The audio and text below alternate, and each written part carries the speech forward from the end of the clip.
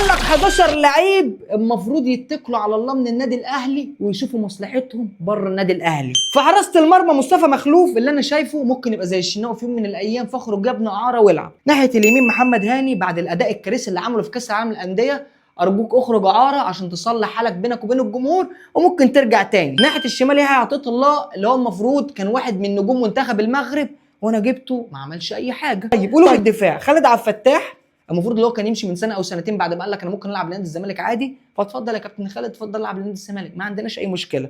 المدافع الثاني احنا دفاع بلدنا حبيبي يا قلبي اشرف داري. بص انا من وجهه نظري عمر فرج ممكن يفيدنا عنه بكتير في ان هو يبقى كوميديان لايه للعيبه، لكن اشرف داري خلاص شطب كوره. نص الملعب كابتن كريم وليد اللي بقاله كتير بعيد، فكابتن كريم وليد خلاص بقى كده بالسلامه، انت فاهمني، ولا ليه دور في الديفندر ولا ليه دور في مركز 8 ولا اي حاجه. طيب كابتن عمر الساعي اللي احنا جبناه وقعدناه وما بقاش يلعب زي الاول وزنه زاد، فلا يا ابني نخرج اعاره عشان تفيد منتخب مصر.